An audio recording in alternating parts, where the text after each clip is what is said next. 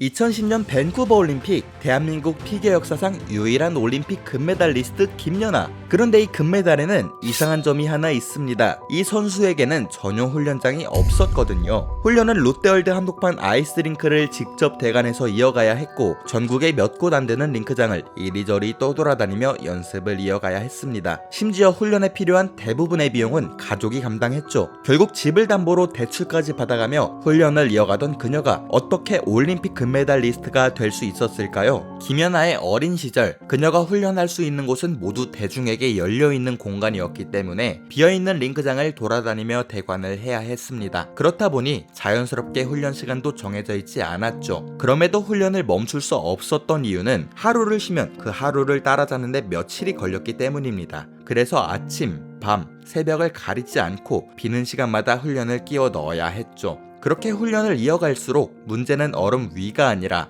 얼음 밖에서 조금씩 쌓이기 시작합니다. 대관을 할 때마다 비용이 들었고, 장소가 바뀔 때마다 이동과 촉박한 시간이 함께 따라왔습니다. 훈련을 한 번 더 하느냐 안 하느냐의 문제가 아니라 어느새 그 훈련을 계속 감당할 수 있느냐의 문제가 되어가기 시작한 겁니다. 이유는 단순했습니다. 장비, 코치, 대관, 국제대회 출전까지 모든 비용을 가족이 떠안고 있었기 때문입니다. 그럼에도 불구하고 훈련은 멈출 수 없었기 때문에 집을 담보로 대출까지 받아가며 훈련을 이어갔습니다. 하지만 날이 갈수록 비용은 늘어만 갔고 집안 형편은 점점 더 어려워졌습니다. 거기에 부상까지 겹치자 이건 더 이상 각오의 문제가 아니었습니다. 선수 생활을 이어나갈 수 있는지를 현실적으로 고민하게 되는 지점까지 도달하게 된 겁니다. 마침내 김연아는 2007년 동계체전을 끝으로 피겨를 그만두기로 결심을 하게 되죠. 하지만 그 대회에서 총점 139.66으로 1위를 차지하며 금메달을 목에 걸고 여기서 끝낼 선수는 아니다 라는 신호를 자기 자신에게 남깁니다.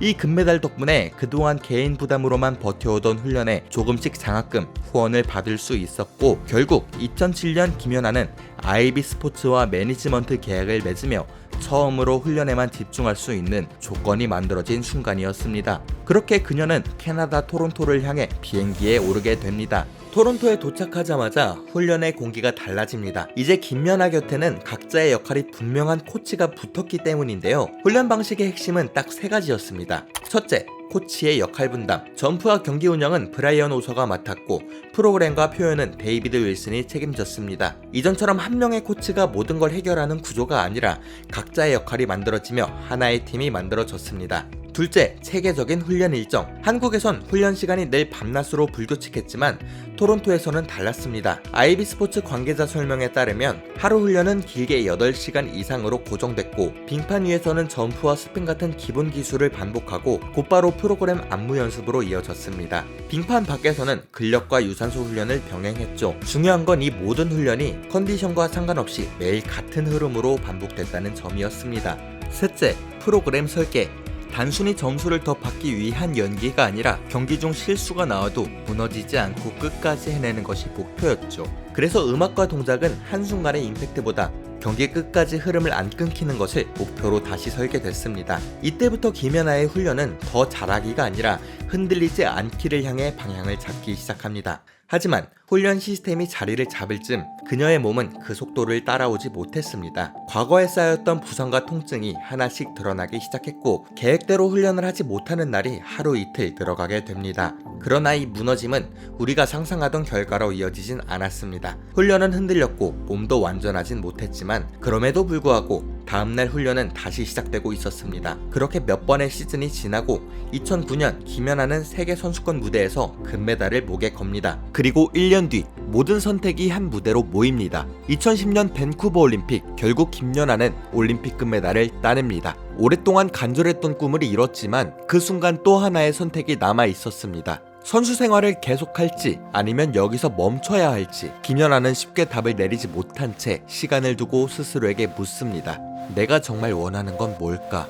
무언가를 더 증명하고 싶어서, 다시 정상에 오르고 싶어서도 아닌 그냥 순수하게 스케이트를 조금 더 타고 싶었습니다. 그렇게 2년간의 고민 끝에 김연아는 한 번 더 선수로 남아있기로 결심합니다. 그러나 이 시간은 생각보다 훨씬 버거운 시간이었습니다. 국민들의 기대는 더 커져갔고 몸은 더 예민해졌고 예전처럼 무리해서 훈련을 밀어붙일 수도 없었습니다. 왜냐하면 몸은 이미 망가져 있던 상태라 한 번 더 부상을 당하면 돌이킬 수가 없었기 때문입니다. 그래서 올림픽 무대까지의 시간은 잘하기 위한 연습이 아니라 망가지지 않기 위한 선택의 연속이었습니다. 그렇게 2014년 2월 20일 소치 올림픽에서 김연아의 무대가 시작됩니다. 그녀의 점프는 깨끗했고 동작은 정돈돼 있었고 연기마저도 완벽했습니다. 작은 실수 단 하나도 없이 3박자가 맞아 떨어지며 완벽한 경기를 이뤄냈죠. 경기를 마친 순간 김연아는 할 수 있는 건 모두 해냈다는 표정이었습니다. 그리고 잠시 뒤 점수가 공개됩니다. 그 순간 소치 올림픽의 공기는 이상할 만큼 조용해졌습니다. 결과는 은메달. 김연아의 은메달은 소치 올림픽의 엄청난 논쟁의 대상이 됩니다. 그 당시 사람들이 가장 많이 이야기한 건 순위가 아니라 판정이었습니다. 소치 올림픽의 심판진 중에는 과거의 판정 문제로 징계를 받은 이력이 있는 인물이 포함되어 있었고 금메달을 딴 선수는 경기 중 실수가 있었던 반면 김연아는 작은 실수 하나 없이 경기를 마쳤거든요. 하지만 김연아는 그 자리에서 어떤 항의도 하지 않았습니다. 결과보다 중요했던 건 그동안의 고된 훈련과 피나는 노력을 끝까지 버텨준 자기 자신이었습니다. 이 순간을 끝으로 김연아는 선수로서의 시간을 마무리합니다. 선수로서의 시간은 끝났지만 김연아의 선택은 그 이후를 향하고 있었습니다. 선수 시절 그녀에게 익숙했던 건 부족함이었습니다. 전용 훈련장은 없었고 훈련 시간은 늘 불안정했고 모든 선택과 비용은 개인이 감당해야 했습니다. 그래서 은퇴 이후 그녀가 원했던 방향은 새로운 목표가 아니라 자신이 겪었던 그 결핍을 다음 세대에겐 겪지 않게 만드는 일이었습니다. 2007년부터 지금까지 유망주들에게 사비로 장학금을 제공하고 한국 피겨 훈련 환경의 문제를 누구보다 먼저 공개적으로 이야기해왔습니다. 그리고 평창 동계올림픽 홍보대사로서 한국 빙상과 피겨 인프라에 관심을 키우는 데 큰 영향을 주기도 했죠. 심지어 피겨를 제외하고도 세계적인 재난이 터질 때마다 억 단위로 기부를 하고 우리가 잊지 못할 재난이 터졌을 당시엔 김연아 선수는 남몰래 항상 기부를 하고 있었습니다. 결국 시스템 없이 시작했던 선수는 끝내 다음 세대가 시작할 수 있는 기준을 남겼습니다.